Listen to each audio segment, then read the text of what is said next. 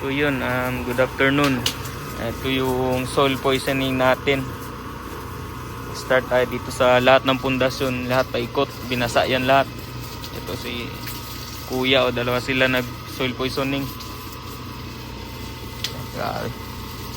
Dagkan po day ni no. Di ko anday ni kanang naabi na ko katong spray lang. Spray gabay pa spray rin. Oh. Kato spray kay kani kuan jud siya no. Ngana gyud. Ha? Isa ka drum? Amo ni. Kani, ano mo ni kuan? Isa ka ni sir. Ano yung motor? Ah, isa ka ana. Amo ni, oh, naurot gyud.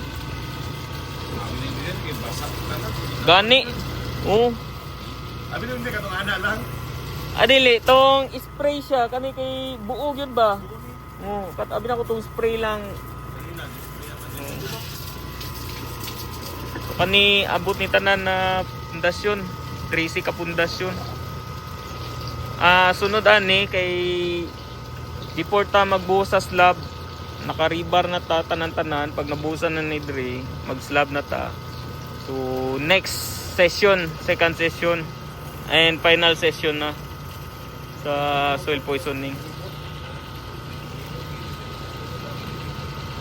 Tapos sa sunod naman, pag nabuhusan yung slab, yung final natin, ipa-soil poisoning naman natin yung paikot. Pag natapos na tayo dito sa pag-construct ng bahay. Yun, okay. Bus na? Rot na ya? Opo, bus na ako kay ga sirit-sirit na dito. May na lang. Importante kining soil poisoning. So, mga boy.